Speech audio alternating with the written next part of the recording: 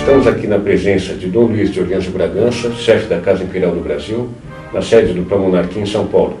Dom Luís vai nos falar sobre o papel da monarquia no processo da independência do Brasil.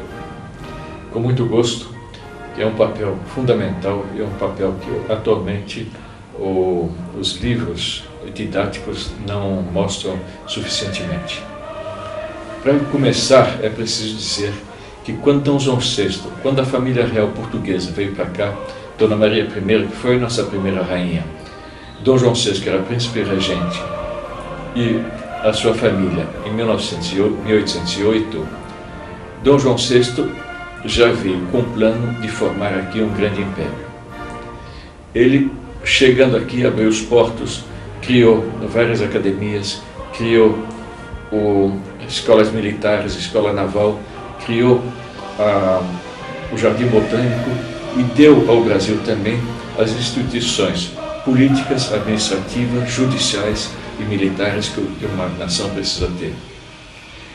Quando forçado para voltar para Portugal em 1821, ele deixou esse seguinte recado para o filho, Dom Pedro. Pedro, mais cedo ou mais tarde, o Brasil se tornará independente. Tome tua coroa antes que um aventureiro faça. Dom Pedro I, muito fogoso, muito atirado, resolveu seguir o conselho do pai. Apesar de todas as pressões que ele recebeu de Portugal, das cortes portuguesas que eram revolucionárias, ele não quis voltar a Portugal, teve o famoso dia do fico, e finalmente, em setembro de 22, as pressões se tornaram tais que ou o Brasil se tornava independente ou ele voltaria sob o domínio, não da coroa portuguesa, mas das cortes de Lisboa, que queriam esfacelar o país em várias províncias. Nesse momento, Dom Pedro I estava em São Paulo, em viagem, para ver como estava a situação nos estados do Sul. E regente era Dona Leopoldina, sua esposa, uma princesa da Casa d'Áustria, a mais alta casa da Majestade, e aconselhado por José Bonifácio e os outros conselheiros de Estado, foi ela que assinou o decreto da independência. Ela então enviou uma carta a Dom Pedro I, e José Bonifácio enviou outra, contando os fatos e dizendo que era indispensável fazer a independência. E Dom Pedro I, passando pelo córrego do Ipiranga, voltando de Santos a cavalo, recebeu as cartas, as leu, tirou o chapéu, arrancou dele as cores portuguesas e disse: a sorte está lançada, o Brasil está em independência, nós não temos mais vínculos com Portugal, independência ou morte. Nós vemos aí o papel fundamental que teve Dona Leopoldina, que posteriormente agiu junto à corte de seu pai, o imperador da Áustria, para haver o reconhecimento do Império do Brasil. Ela assumiu totalmente a nacionalidade brasileira e disse a seu pai que se a Áustria não reconhecesse o Brasil como império independente, ela seria inimiga da Áustria, de sua pátria de origem. O Dom Pedro I, então, depois da proclamação, foi ao Rio de Janeiro num galope de, creio que foram 3 dias para percorrer esse percurso entre São Paulo e o Rio a cavalo.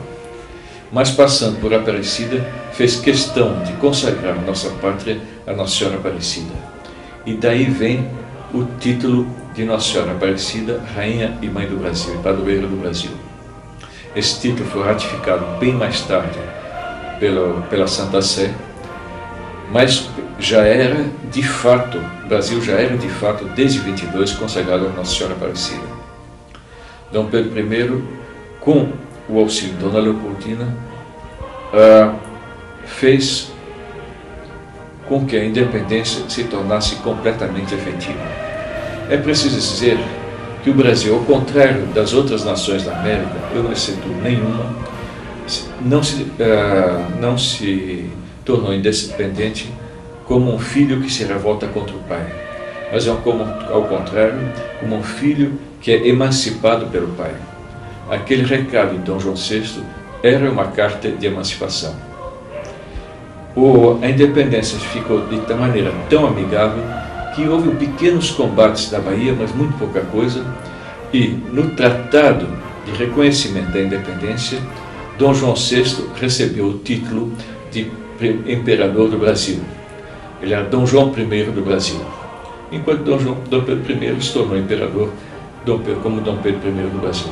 Mas para ver como a coisa se fez de maneira amigável, coisa tipicamente nossa, em que o temperamento cordato, bondoso e amante da paz dos brasileiros e dos portugueses fizeram com que essa independência se realizasse sem traumas nem guerras fraticidas.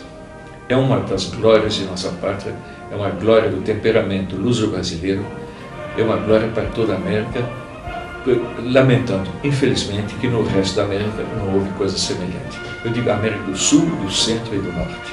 E a monarquia, com isso, nos deu uma independência inteiramente pacífica e, ao mesmo tempo, em 1824, nos deu a melhor Constituição que já tivemos. Uma Constituição com 179 artigos e que durou até 1889, portanto 65 anos. Comparem com os dias da República, em que já tivemos 7 constituições e já se fala de uma 8ª.